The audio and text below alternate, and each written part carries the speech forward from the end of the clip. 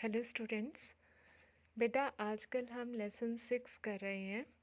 Lesson का नाम है भक्ति सूफी परंपराएं, धार्मिक विश्वासों में बदलाव और श्रद्धा ग्रंथ। Bhakti Sufi tradition, changes in religious beliefs and devotional text. आज हम इसका पार्ट 2 करने जा रहे हैं। पार्ट 1 में हमने देखा था कि किस तरीके से साउथ इंडिया में नयनार और अलवार संतों के नेतृत्व में भक्ति आंदोलन चला था। हमने ये देखा था कि नयनार संत शिव के उपासक थे और अलवार संत जो थे वो विष्णु भगवान के उपासक थे, और ये मूवमेंट जो था वो तमिलनाडु में चला था। हमने देखा था कि उन्होंने किस तरीके से जाति प्रथा का विरोध किया था, ऊंच नीच की भावना का उन्होंने विरोध किया था। आज हम देखने जा रहे हैं कि उनके स्टेट के साथ, राज्य के साथ कैसे संबंध थे। यहाँ पर राज्य का मतलब होता है शासक वर्ग, यानी उस टाइम की जो रूलर क्लास थी उनके साथ उनके रिलेशंस कैसे थे। तो हम ये देखते हैं कि तमिल बौद्ध धर्म के प्रति हमें अलवार और नयनार संतों की रचनाओं में एक विरोध देखने को मिलता है, स्पेशली नयनार संतों की रचनाओं में, उनकी कॉम्पोजिशंस में। यहाँ पर 1 मार्क में आ सकता है कि किन भक्ति संतों की रचनाओं में हमें जैन धर्म और बौद्ध धर्म के प्रति विरोध देखने को मिलता है। तो आपने याद रखना है नयनार संतों की रचनाओं में। अब ये विरोध हमें क्यों देखने को मिलता है? क्योंकि जैन बौद्ध धर्म विरोधी धार्मिक विचारधारा थे, और नयनार और अलवार जो थे वो अलग जो थे धार्मिक विचारधारा थी। तो ये लोग, जैसे जैन धर्म चाहे बौद्ध धर्म थे, चाहे अलवार और नयनार थे, ये अपने मंदिर बनवाते रहते थे, स्तूप बनवाते थे, मूर्तियाँ बनवाते थे। तो इन सब को बनाने के लिए पैसे की ज़रूरत तो होती थी। तो उस टाइम के जो शासक थे उनसे ये संरक्षण पाने के लिए, अनुदान पाने के लिए इनके बीच में कंपटीशन होता था। तो हमें ये जेलेसी की फीलिंग जो है ये इनकी रचनाओं में देखने को मिलती है।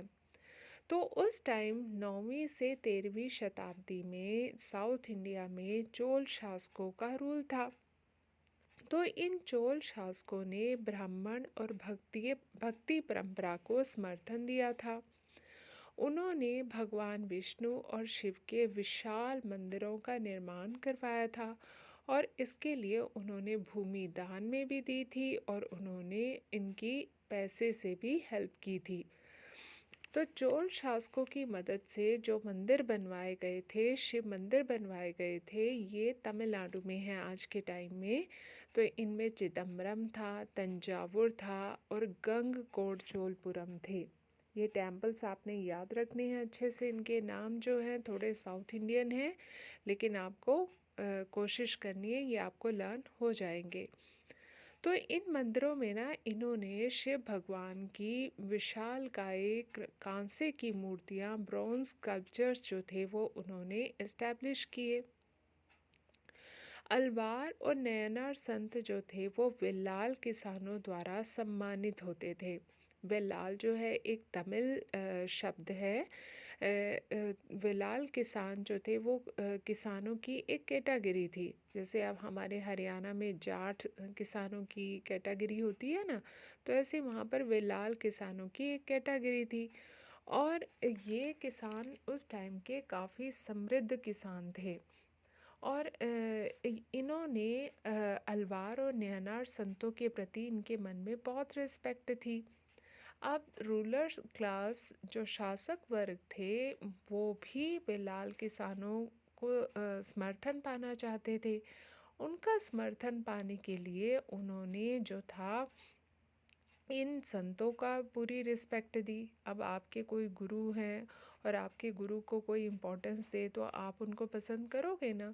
आप फिर इसी तरीके से ये जो थे अल्वारो नयनार संत, क्योंकि वे लाल किसानों के गुरु थे, तो इसलिए वे लाल किसानों को खुश करने के लिए चोल शासकों ने अल्वार और नयनार संतों को पूरा पूरा रिस्पेक्ट दी, आदर दिया, सम्मान दिया। चोल शासकों ने दैवीय समर्थन पाने का दावा भी किया। अब दैवीय समर्थन का मतलब क्या होता है? दैवीय समर्थन का मतलब होता है कि जब शासक अपने आप को देवताओं का अवतार माने, या वो ये कहे कि उसे भगवान ने उनके ऊपर शासन करने के लिए इस्टेब्लिश किया है, तो उन्होंने जो थे चोल शासकों ने दैवीय समर्थन पाने का दावा किया। उन्होंने अपनी सत्ता के प्रदर्शन के लिए सुंदर बड़े बड़े मंदिरों का निर्माण करवाया, और जिसमें उन्होंने पत्थर और धातु से बनी जो थी बड़ी बड़ी मूर्तियां भी स्थापित की। ठीक है, और इन मंदिरों में जो था तमिल भाषा के भजनों का गायन भी उन्होंने करवाया। जैसे अब हम मंदिर में जाते हैं, वहाँ आरती भजन कीर्तन होते हैं ना, तो इस तरीके से चोल शासकों ने वहाँ पर तमिल भाषा के भजनों का गायन इन मंदिरों में करवाया। उन्होंने भजनों का संग्रह एक ग्रंथ के रूप में कराने का भी जिम्मा उठाया। 945 एडी के एक इंस्क्रिप्शन से हमें पता चलता है कि चोल शासक परांतक प्रथम ने संत कवि अप्पार समंदरम और सुंदरार की जो थी बड़ी बड़ी ब्रॉन्ज की जो थी वो स्कल्पचर्स तैयार करवाए थे, और इन शिव मंदिरों में जो थे वो उन्होंने इस्टेब्लिश भी करवाए थे। ठीक है, अब हम इतने पोर्शन को जो है हम पिक्चर्स के थ्रू, इमेजेस के थ्रू समझने का कोशिश करते हैं। देखो बेटा, ये जो है अल्वार और नयनार संत हैं। ठीक है, साउथ इंडिया के संत हैं ये। और अल्वार जो है वो किसको मानते हैं? विष्णु भगवान को। और नयनार किसको मानते हैं? शिव भगवान को। ठीक है, अब ये देखो, ये चोल शासकों ने ये मंदिर बनवाया था। ये देखो, ये चिदम्बरम है। ये चिदम्बरम टेम्पल है, कितना ब्यूटीफुल बना हुआ है। और ये जो है साउथ इंडिया में है, तमिलनाडु में। ठीक है, इसको हम गोपुरम भी कहते हैं। हम विजयनगर वाले लेसन में इसके बारे में पढ़ेंगे भी डिटेल में। तो ये मंदिर जो थे वो, इस मंदिर का नाम है चिदम्बरम। इसके बाद ये है गंगकोट चोलपुरम।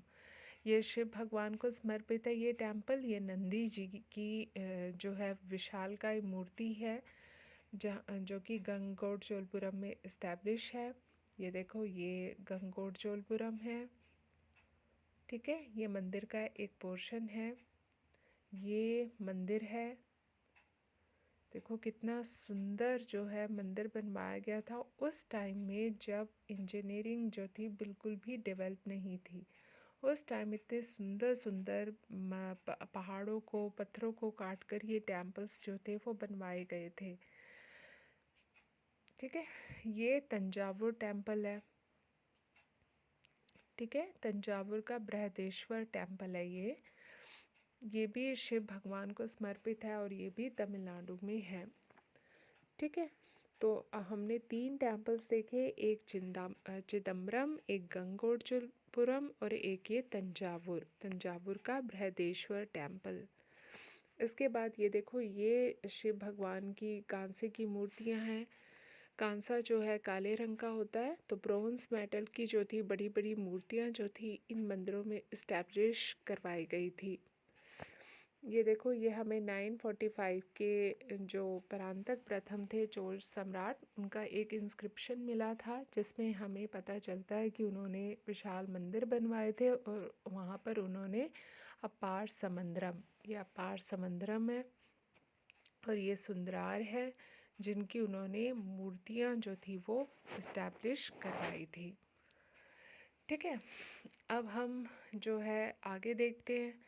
अगला टॉपिक हमारा है वीर शैव या लिंगायत समुदाय।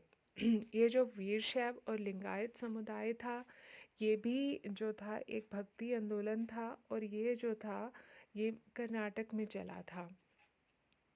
ठीक है, तो जो वीर शैव, इसको दूसरा नाम लिंगायत भी है। ये 12वीं शताब्दी में कर्नाटक में आरंभ हुआ था और किसके नेतृत्व में चला था? ये बासवंता नाम के एक ब्राह्मण थे, उनके नेतृत्व में ये नया मूवमेंट चला था। बासवंता जो थे ना, वो वैसे तो जैन धर्म को मानते थे। वो एक चालुक्य राजा के दरबार के मंत्री थे, ठीक है। आरंभ में उन्होंने जैन धर्म को माना, लेकिन बाद में उन्होंने एक नया आंदोलन आरंभ किया जिसका नाम वीर शैव या लिंगायत था। वीर शैव का क्या मतलब होता है? वीर प्लस शैव यानी शिव भगवान के वीर। और इनको लिंगायत भी कहते हैं क्योंकि ये लिंग धारण करने वाले लोग थे, ठीक है।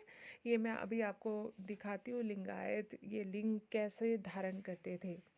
तो लिंगायत जो है शिव की आराधना लिंग के रूप में करते हैं। ये याद रखना, मूर्ति पूजा के विरोधी है। शिव भगवान की मूर्तियां बनाकर पूजा नहीं करते हैं ये बस लिंग जो है वो धारण करते हैं। और ये लिंग भी जो है वो आम लिंग नहीं है, जो हम आम शिवलिंग कहते हैं, ये उससे डिफरेंट है, ठीक है। ये छोटा सा एक पत्थर का टुकड़ा होता है जिसके ऊपर जो है स्पेशल चिन्ह लगे, साइंस बने होते हैं। और इसको जो है इस समुदाय के जो पुरुष होते हैं वो बाएं कंधे पर चांदी के एक छोटी सी डिबिया में जो है इसको धारण करते हैं, ठीक है। तो अब हम देखते हैं कि और इनको श्रद्धा की दृष्टि से देखा जाता था। अब हम देखते हैं लिंगायतों के विश्वास क्या थे। द बिलीफ्स और प्रिंसिपल्स ऑफ लिंगायत्स। नंबर 1, जाति प्रथा का इन्होंने विरोध किया। ये कास्ट सिस्टम में विश्वास नहीं रखते हैं क्योंकि ये खुद पे जो थे डिफरेंट समाज के डिफरेंट कैटेगरी से आए थे। कोई वीवर था, कोई ब्राह्मण था, कोई राजा था, तो कोई लोअर कास्ट का था। तो ये खुद ही डिफरेंट कास्ट से आए थे, तो ये कास्टिज्म में बिलीव नहीं करते। Secondly, they didn't believe in untouchability. ये छुआछूत, ये अछूत में भी विश्वास नहीं रखते। They did not believe in the theory of rebirth. ये दोबारा जन्म में विश्वास नहीं रखते। इनका मानना है कि इंसान मरने के बाद भगवान शिव में जो है वो लीन हो जाता है और वो दोबारा जन्म लेकर इस दुनिया में नहीं आता है, इसलिए ये रीबर्थ में विश्वास नहीं रखते।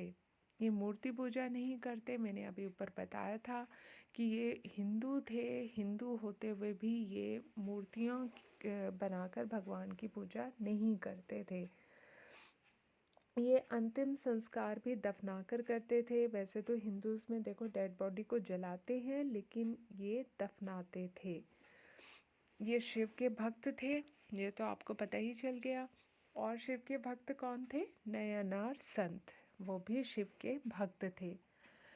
ये ब्राह्मणीय ग्रंथों और वेदों को नहीं मानते। ये बासवंता के जो व्यूज़ हैं उन्हीं को ही वेद मानते हैं, तो इसलिए ये वेदों को नहीं मानते हैं। ये जन्म पर आधारित श्रेष्ठता को अस्वीकार करते हैं। इसका मतलब जैसे कि उस टाइम ब्राह्मण तो ये कहते थे कि ब्राह्मण का बेटा जो है वो ब्राह्मण बनेगा, क्षत्रिय का बेटा क्षत्रिय और शूद्र का बेटा शूद्र बनेगा। तो ये कहते हैं कि जन्म पर आधारित ये जो डिवीज़न किया गया है वो इसको एक्सेप्ट नहीं करते थे। ये वयस्क विवाह और विधवाओं को, विडोज़ को दोबारा विवाह करने की फेवर में थे और इसको करवाने के लिए उन्होंने काफ़ी जो था सोसाइटी में अपना कंट्रीब्यूशन भी दिया था। अब देखो, ये मैं आपको बासवंता की पिक दिखा रही हूँ। ये बासवंता है जो कि एक चालुक्य सम्राट के यहाँ पर मंत्री थे, जैन धर्म को मानते थे। ये अपने आप में एक सोशल रिफॉर्मर भी थे और एक धर्म गुरु भी थे, ठीक है। ये बासवंता है। इन्होंने लिंगायत या वीरशैव आंदोलन चलाया था और आज के टाइम में भी कर्नाटका साइड में बेटा वीरशैव या लिंगायतों की बहुत अधिक संख्या है और ये इस बात पर आज के टाइम में स्ट्रेस भी डाल रहे हैं कि जैसे जैन धर्म बौद्ध धर्म को अलग एक पहचान मिली है तो उनके धर्म को भी एक अलग पहचान मिले। ठीक है, अब हम जो है ये देखते हैं। ये देखो, ये जो मैंने आपको बताया था शिवलिंग, ये जो है शिवलिंग है, छोटे से पत्थर हैं, स्पेशल निशान लगे हुए हैं और ये चांदी की डिब्बी है जिसमें ये रख कर बाएं कंधे पर इसे एज ए जनेऊ की तरह जो है वो बांधते हैं। ये देखो, ये चांदी की डिब्बी में जो है इसको रखा गया है। ठीक है,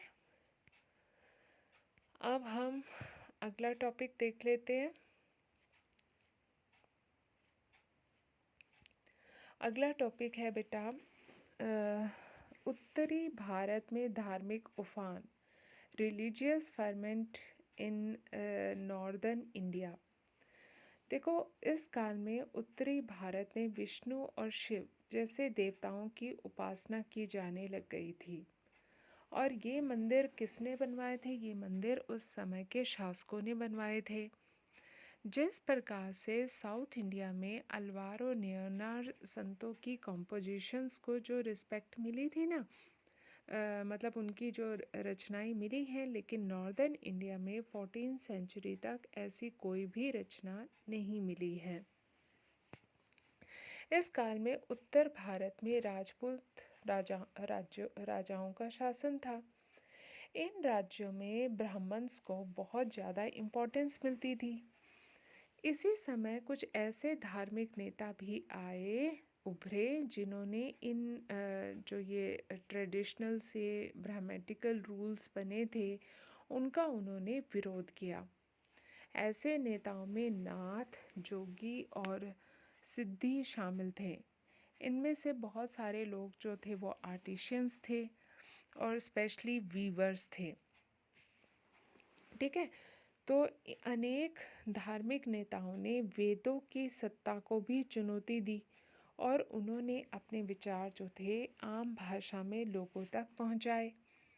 इसके बाद जो था नया धार्मिक नेता जो था लोकप्रिय जरूर थे, लेकिन शासक वर्ग की तरफ से इन्हें कोई भी संरक्षण जो था वो नहीं मिला हुआ था। ठीक है, ये अपने आप में ही सरवाइव कर रहे थे। फिर क्या हुआ कि 13th सेंचुरी में तुर्कों द्वारा दिल्ली सल्तनत की स्थापना हुई और इस तरीके से भारत में इस्लाम का प्रवेश हुआ। ठीक है, और ये इस्लामी परंपरा जो थी अरब व्यापारियों के द्वारा समुंदर के रास्ते से भारत में एंटर की थी। ठीक है, अब हम देखते हैं कि भारत इस्लामी जगत का अंग जो था वो कैसे बना। 711 में मोहम्मद बिन कासिम नामक एक अरब सेनापति ने सिंध के क्षेत्र पर हमला कर लिया और उसे जीतकर खलीफा के क्षेत्र में शामिल कर दिया। अब ये खलीफा कौन है ये मैं अभी आगे आपको बता रही हूँ डिटेल में। फिर क्या हुआ कि 13वीं शताब्दी में तुर्कों ने दिल्ली सल्तनत की नींव रखी। अब ये 13वीं शताब्दी क्या होता है? अब 13वीं शताब्दी 1201 से लेकर 1299 तक जो शताब्दी चली उसको 13th सेंचुरी बोला गया। यहाँ पर 13th सेंचुरी का ये मतलब नहीं है कि 1300 से ईयर स्टार्ट हो रहे हैं, नो, 1201 से लेकर 1299 तक। तो इस टाइम पीरियड में तुर्कों ने जो था दिल्ली में दिल्ली सल्तनत की फाउंडेशन रखी और उन्होंने अपनी सीमाओं की जो फ्रंटियर्स थी उनका जो विस्तार था वो दक्कन के क्षेत्र में तक कर लिया। बहुत से क्षेत्रों में राजा लोग जो थे वो इनके अत्याचारों से तंग आकर उन्होंने इस्लाम धर्म को ही जो था वो छोड़ना शुरू कर दिया। ठीक है, इस्लाम था ये स्थिति 16वीं शताब्दी में। यहाँ से ये आप दोबारा सुनो। 13th सेंचुरी में तुर्कों ने दिल्ली सल्तनत की नींव रखी और धीरे धीरे अपनी सीमाओं का विस्तार जो था दक्कन के क्षेत्र में किया। बहुत से क्षेत्रों में शासकों का धर्म इस्लाम था और यह स्थिति 16 सेंचुरी में मुगल साम्राज्य की स्थापना के समय तक स्टेबल रही। यानी मुगल सम्राटों के टाइम में भी जो था इस्लाम भारत में रहा। अब क्या हुआ कि मुसलमान जो शासक होते थे उनको उलेमा के गाइडेंस पर चलना होता था। उलेमा कौन होते हैं? उलेमा इस्लाम धर्म के ज्ञाता होते हैं। जैसे हमारे में पंडित वगैरह होते हैं ना, ऐसे मुसलमानों में उलेमा होते थे। और उलेमाओं से ये अपेक्षा की जाती थी कि वे अपने राज्य में शरिया का पालन करवाएं। तो वर्ल्ड में जहाँ जहाँ पर मुस्लिम स्टेट्स हैं वहाँ पर शरिया का पालन करवाएं। अब शरिया क्या होती है? शरिया मुस्लिम कानूनों को बोलते हैं। अब सब कॉन्टिनेंट में एक बहुत बड़ी जनसंख्या जो थी वो इस्लाम धर्म को मानने वाली नहीं थी, क्योंकि इस्लाम के आने से पहले भारत में कौन कौन से धर्मों के लोग रहते थे? यहाँ पर जो थे हिंदूस मेजॉरिटी में थे। इसके अलावा यहाँ पर जैन, बौद्ध, पारसी ये सब भी रहते थे। ठीक है। अब फिर इस्लाम धर्म को कैसे इम्प्लीमेंट यहाँ पर करवाया जाए? तो इन्होंने क्या किया कि जजिया नाम का टैक्स जो था वो लेना शुरू किया। अब ये जजिया टैक्स क्या था? जजिया टैक्स सबसे पहले मोहम्मद बिन कासिम ने लिया था। मोहम्मद बिन कासिम वही जिसने कि अरब सेनापति जिसने कि सबसे पहले सिंध को अपने साम्राज्य में जो था वो मिला लिया था। उसने ना यहाँ पर बहुत कत्लेआम करवाया था और जिससे डरकर बहुत सारे लोग जो थे वो मुसलमान बन भी गए थे। ठीक है। लेकिन फिर ये उसने ये देखा कि कत्लेआम करने से भी अभी बहुत सारे लोग मुस्लिम नहीं बने हैं, तो उसने एक तरीका अपनाया, उसने जजिया टैक्स लगा दिया। ये जजिया टैक्स जो था वो नॉन मुस्लिम से लिया जाता था, जैसे कि हिंदू हो गए, पारसी हो गए, जैन हो गए, यानी जो मुसलमान नहीं है उनसे ये टैक्स जो था वो वसूल किया जाता था। तो इसके बाद क्या हुआ कि फिर भी बहुत सारे लोगों ने इस्लाम धर्म को कबूल नहीं किया। तब इन मुस्लिम राजाओं ने फ्लेक्सिबल पॉलिसी जो थी वो अपनाई। ठीक है। और बहुत से शासकों ने जो था वो भूमि अनुदान में दी और टैक्सेस में जो थी उन्होंने रिलैक्सेशन भी दी। ठीक है। और इन्होंने हिंदू, जैन, पारसी, ईसाई, यहूदी धर्म संस्थाओं को जो था अनुदान भी दिया और इन्होंने इनके धार्मिक नेताओं के प्रति जो था वो श्रद्धा भाव भी व्यक्त किया। अब जिन लोगों ने इस्लाम को कबूल कर लिया था उनको 5 प्रिंसिपल्स जो थे वो फॉलो करने होते थे। ये काफ़ी इम्पॉर्टेंट है, इसको ध्यान से समझो, ये एग्ज़ाम में जो है काफ़ी आता भी है। तो उनका पहला प्रिंसिपल क्या था कि अल्लाह एकमात्र ईश्वर हैं और पैगंबर मोहम्मद साहिब उनके पुत्र हैं। यहाँ शाहिद नहीं आएगा, साहिब आएगा। दिन में 5 बार नमाज़ पढ़नी चाहिए, खैरात बांटनी चाहिए। खैरात का मतलब ज़कात यानी दान बांटना चाहिए। रमज़ान के महीने में रोज़े रखने चाहिए और लाइफ में एक बार जो है वो हज के लिए मक्का जाना चाहिए। अब हम देखते हैं कि पैगंबर मोहम्मद साहिब जो कि इस्लाम धर्म के संस्थापक थे, जब 632 में उनकी डेथ हो गई तो उनकी डेथ के बाद जो था वो खलीफा पद शुरू हुआ था। तो पैगंबर मोहम्मद साहिब ने कहा था कि मेरे बाद कोई पैगंबर नहीं होंगे और मेरे बाद खलीफा होंगे। खलीफा एक धार्मिक गुरु होते हैं। तो शुरू के तो जो 4 खलीफा थे वो धार्मिक गुरु थे, लेकिन बाद के जो खलीफा थे वो धार्मिक गुरु कम थे और राजनीतिक गुरु जो थे वो ज़्यादा थे। तो हज़रत मोहम्मद साहिब के बाद इस्लाम धर्म जो था वो 2 भागों में बट गया था, एक था सुन्नी, एक था शिया। क्योंकि हज़रत मोहम्मद साहिब की मृत्यु के बाद इस बात पर बहस हुई थी कि खलीफा पद किसको दिया जाए। कुछ लोगों का कहना था कि खलीफा जो है वो उनके दामाद अली को बनाया जाए, क्योंकि अली में जो है वो उस परिवार का खून है, तो वो चाहते थे कि अली को बनाया जाए, और जो सुन्नी थे वो इसके फेवर में नहीं थे। ठीक है, तो इतनी डिटेल में आपको जाने की ज़रूरत नहीं है, बस आज के लिए आप इतना ही करोगे। थैंक यू बेटा, हैव ए नाइस डे।